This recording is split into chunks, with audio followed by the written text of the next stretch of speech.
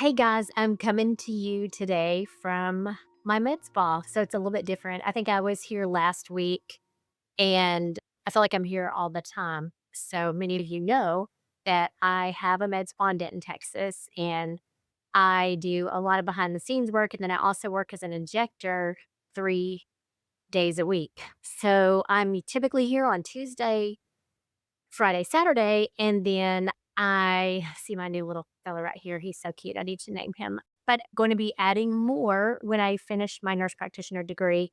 School starts back in about 3 weeks, and I have a quick little 4-day trip to Mexico planned between now and then. So that ought to be fun. I need a trip where I don't have to do homework. Seem like every time I travel, I've got homework to do, and it's not very relaxing, as many of you who are in school know. So anyway, I want to cover a little bit about what has happened in the Lindsay Clancy murder trial since August 17th. So, August 17th through August 24th, I'm speaking as a forensic nurse death investigator, and I followed every day of this case. I haven't been able to watch every minute of it, but I follow it the same way I review a scene or a medical chart. Evidence first, clinical pattern second, and the human cost, especially the three children, always at the center. So my voice is not here to root for a verdict. It's here to lay out what the record actually shows so that anyone listening can understand where this trial stands and why it matters just beyond one courtroom. Now, on August 17th, the prosecution rested. So that was after nearly 70 witnesses. And then the defense began. What followed was 5 intense days of family testimony, competing forensic experts, a rejected TikTok witness, early jury dismissals, a mid trial motion for a mistrial, and the clearest statements about yet what was happening inside Lindsay Clancy's mind on January 24th of 2023. Lindsay has not taken a stand. Closing arguments are expected as early as tomorrow. Now, the jury has not yet begun to deliberate. Let's walk a little bit through it carefully day by day, and we're going to go a little bit through like what each witness said and what happened. So on August 17th, the prosecution rested and the defense opened with family members. The Commonwealth's final witness was digital forensic specialist Ian Whiffen of Celebrite, and he actually detailed data from Lindsay's iPhone and her Apple Watch searches in the days before the killings for symptoms of postpartum psychosis, psychosis symptoms, and ketamine for suicidal ideation. Apple Maps queries for the restaurant and CVS on the afternoon of January 24th went over heart rate readings ending at 57 beats per minute at around 5:23 p.m. and stair climbing data around 5:33 p.m. Now, the defense challenged the gaps in the data after those times and what could reliably be inferred from them. Now, with that, the prosecution rested. Now, the defense began immediately, as you would assume that it would, and a former coworker got on the stand and described Lindsay as kind, compassionate, very dedicated as a nurse, and a very devoted mother, again, who constantly sought parenting advice from her coworkers. And then Lindsay's sister came on, Allison Osga, and she is a licensed social worker. She testified that by December of 2022, Lindsay was reporting daily suicidal ideations, feeling numb and hopeless. And after leaving McLean Hospital in early January, Lindsay told her that she was starting to feel a little better. So she was a little more optimistic. Now, Lindsay's mother, Paula Musgrove, testified through tears that she loved her grandchildren with all of her heart, and she described texts from Lindsay in the fall of 2022. One of those texts said, "I'm really sick, something's wrong, I'm afraid to be alone." And she recalled Lindsay saying that the medications were basically destroying her mind. And in December, she expressed thoughts of harming the children. And now these were not clinical abstractions. These were a mother and a sister who had watched a capable nurse and a very loving parent unravel in real time. Now, August 18th was day 15, and the former mother in law and early medical witnesses actually testified. Susan Clancy is Patrick's mother, and she was a labor and delivery nurse actually herself for 38 years. And she took the stand. She described Lindsay as very nurturing, very loving, a wonderful mother. And she said she loved all three of her children deeply. She also said that Lindsay reached out in November of 2022, and she was very sad at that time. She was unable to sleep. She was clearly struggling with what looked like postpartum depression. And she was basically begging for help. And she said that we were all very concerned. And she told the jury that.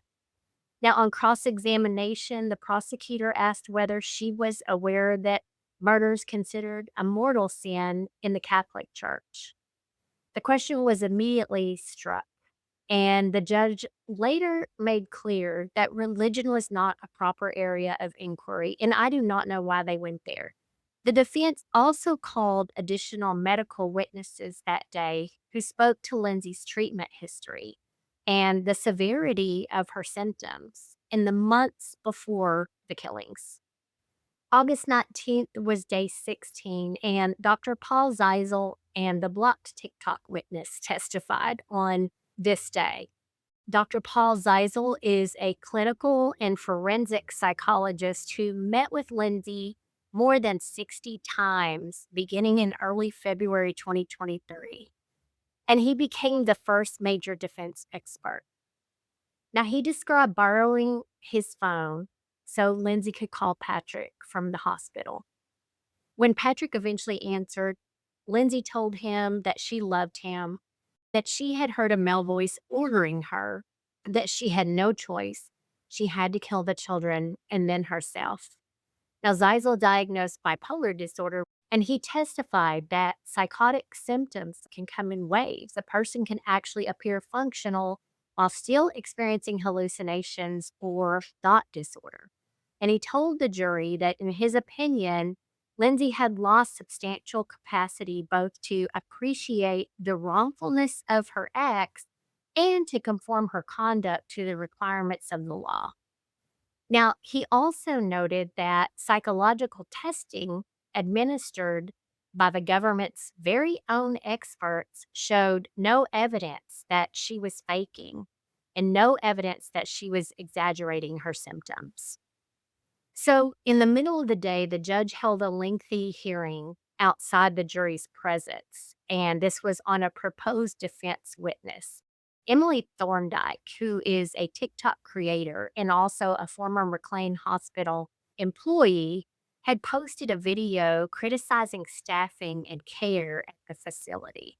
So the judge ultimately barred her from testifying because she had left McLean in 2021 and had no personal knowledge of Lindsay's care at all in early 2023 because she was already gone. So the jury was then sent home early for unforeseen circumstances. And that kind of freaked everybody out. The judge told them, though, not to speculate. And on August 20th, which was day 17, a hospital chaplain, Sheila Kavanaugh, actually testified about conversations with Lindsay after the killings. So, according to the chaplain, Lindsay spoke of her children being safe in heaven.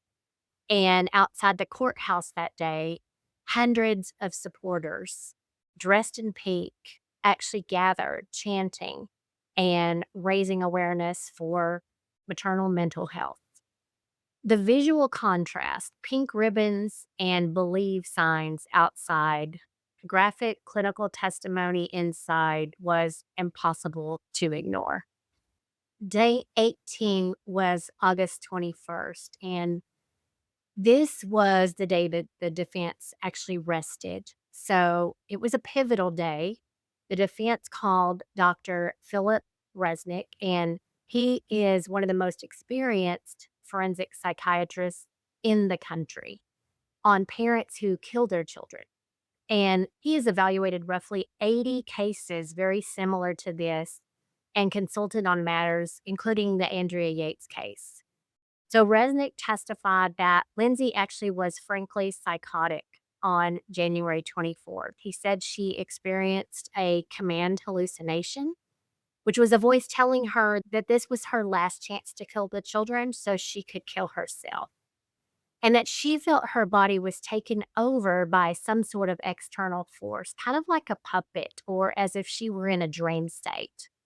So he characterized the killings as altruistic filicide.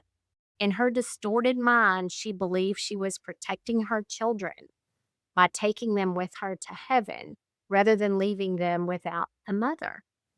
And he also concluded that she lacked substantial capacity both to appreciate the wrongfulness of her conduct and to conform her behavior to the law. Now, after Resnick finished, that's when the defense rested. The prosecution immediately began its rebuttal, and Dr. Avram Mack, who is also a psychiatrist, offered the opposite conclusion. He diagnosed a significant depressive episode and anxiety disorder, but said that he found no evidence of psychosis or mania. And he testified that Lindsay retained the capacity required for criminal responsibility. He pointed to the organized way that the children were actually taken one by one, the decision to send Patrick out of the house, and the fact that she did not tell Patrick on the phone that day that she needed help or was having harmful thoughts. Behaviors, he said, actually showed awareness that others would disapprove. Now, cross examination by defense counsel was pointed, challenging Mac's experience with postpartum psychosis and actually challenging his interpretation of the medication history.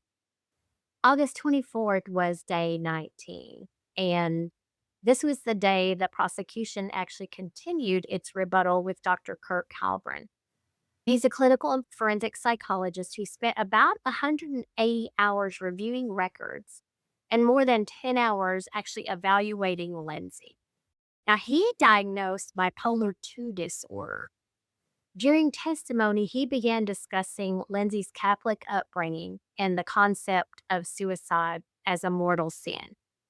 Now, defense attorney Kevin Reddington immediately objected and moved for a mistrial, arguing intentional misconduct by the prosecution and again injecting Roman Catholic faith into the trial. Judge William Sullivan denied the mistrial motion, but did reprimand the prosecution, and he instructed the jury in very strong terms to disregard that portion of the testimony. The day was ended early. Now, this was the second time that religion had surfaced. Earlier, the mortal sin question to Susan Clancy had already been struck. So, where the case stands right now, as of the afternoon of today, August 24th, the defense has rested after calling roughly 10 witnesses over the last 5 days. The prosecution's rebuttal is ongoing. Closing arguments are expected as early as tomorrow, which will be Tuesday, and then the case will go to the jury. Now, Lindsay has not testified and will not testify. The three children, Cora, Dawson, and Callan, remain the silent center of every day of this trial. Now, a forensic nurse death investigator's view of this phase is the physical facts have never been in serious dispute. So we know the children died by ligature strangulation with the soft exercise bands. Lindsay sustained catastrophic spinal injuries consistent with a fall from a second floor window after cutting her wrists and her neck.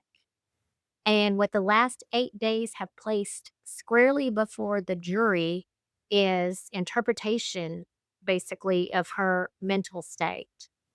Two highly experienced forensic experts, Resnick and Mack, looked at largely the same body of clinical notes the same digital searches, the same medication records, and the same interviews, and actually reached completely opposite conclusions.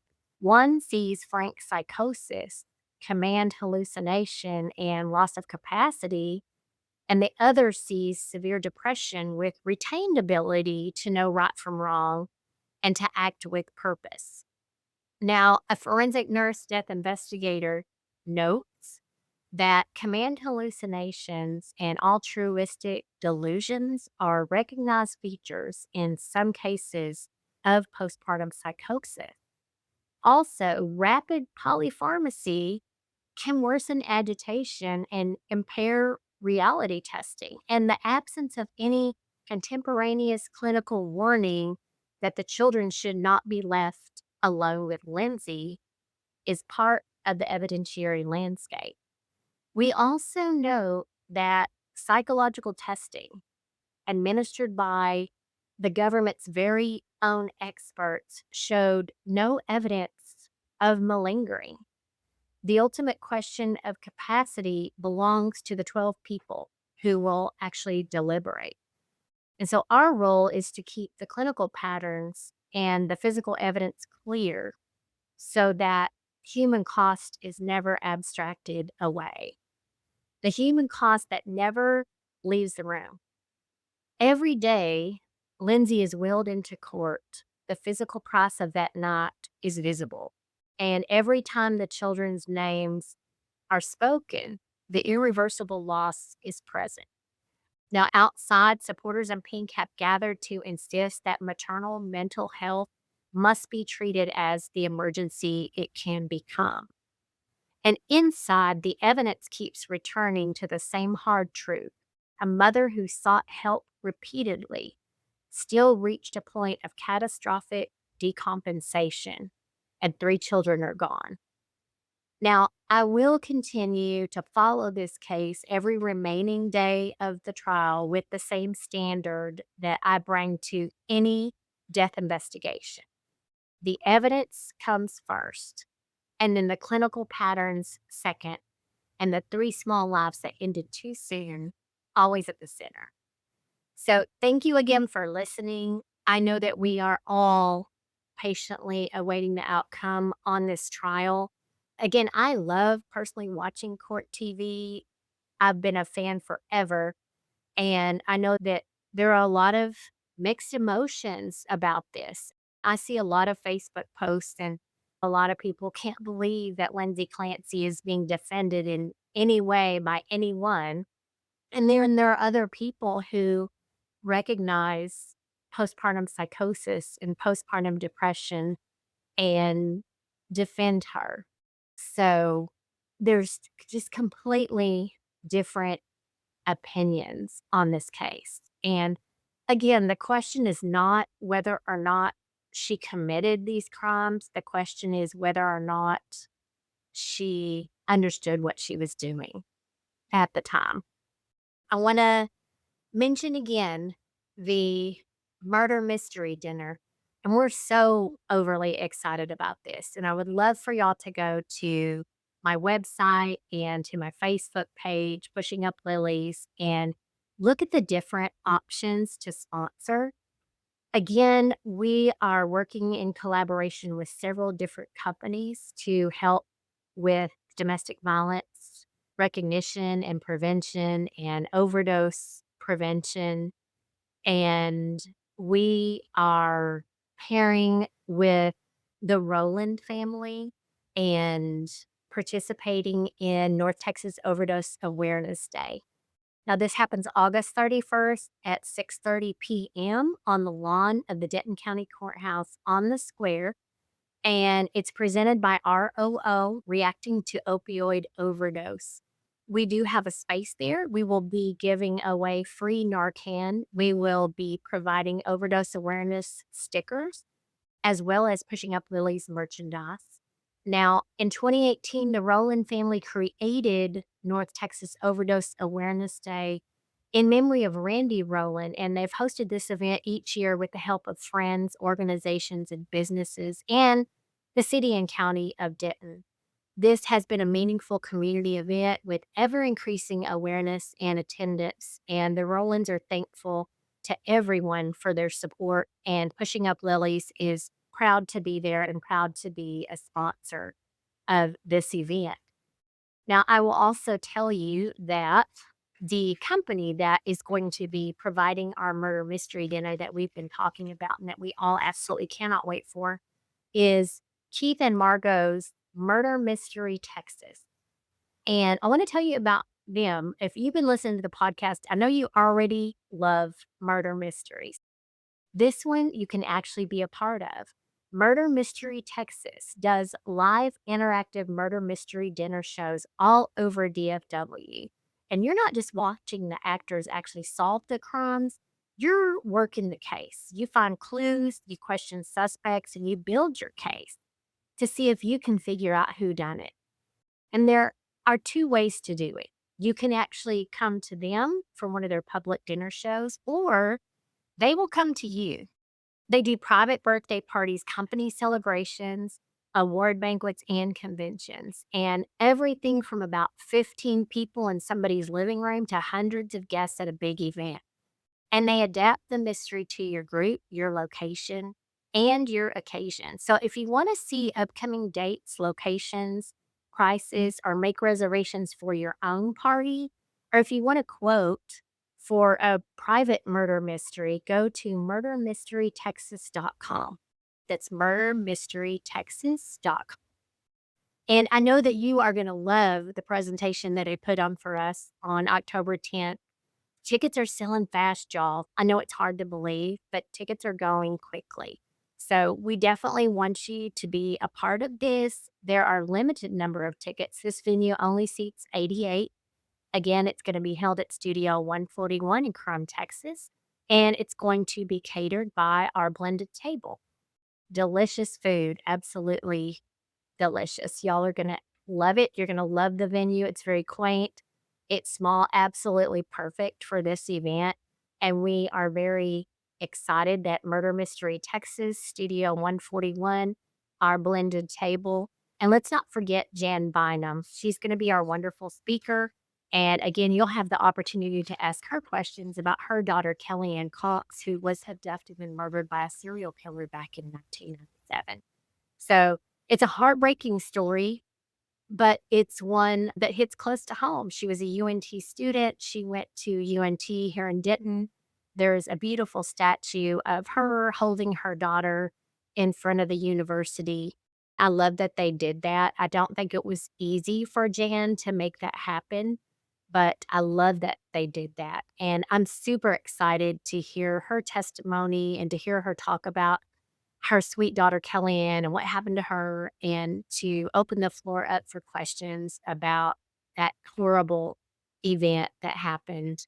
And I'm sure that y'all are excited and can't wait to talk to her. I love that she has agreed to come. So come meet Jen, come meet me, come enjoy the murder mystery, come enjoy the food, and enjoy being around and conversing with others who love true crime as much as you do. We would love to see the people in the crime community and also people from outside in the Dallas area. We're going to continue to follow the Lindsay Clancy case. There's a lot of domestic violence and a lot of murder suicides going on right now. I'm sure that y'all have noticed just in the news, it's crazy. Still trying to connect with other people to be interviewed. So if you know anyone that was a part of any of these DV stories or anything going on in the news now, connect them with me. There is a place to go to on my website, the very top. You can actually click if you want me to come be a speaker. If you would like to be a guest host on the podcast, or if you know anybody that you think has a story to tell, or if you have a story to tell, I'd love to hear from you. Again, that option is on my website, www.pushinguplilies.com. And something else, be sure and keep a lookout for upcoming new merch. I have ordered some new things. Again, October 24th, we will be at Denton's Day of the Dead Festival, and we will be a vendor there. So we will have Pushing Up Lilies merchandise. And I also have some great Day of the Dead stickers that I had printed up just specifically for that event, but they'll only be a limited number. There'll be 200. So be sure and stop by our booth and get one of those. They're super cute. They have the sugar skull on them and the date and then Pushing Up Lilies. So anyway, thank y'all so much for listening. There's a lot of events coming up. If you have a story to tell again, I would love to talk to you. If you're a family member, has been involved in anything that you want to talk about, just vent. My audience would also love to meet you and speak with you. So, law enforcement, if you have any stories that you want to discuss, be sure and reach out and I'll be glad to speak with you and we can talk about your cases, upcoming cases, or whatnot. I would love to start having some Zoom forums to have people like join in where we can kind of bounce things off of each other. And don't forget the subscription box, it's still available. I've sold several recently for birthday presents. It's a really cool birthday present. So, anyway, I look forward to talking to y'all next week. We will keep you up to date on the Lindsay Clancy case. Y'all take care of each other and be safe. See y'all soon. Bye, y'all.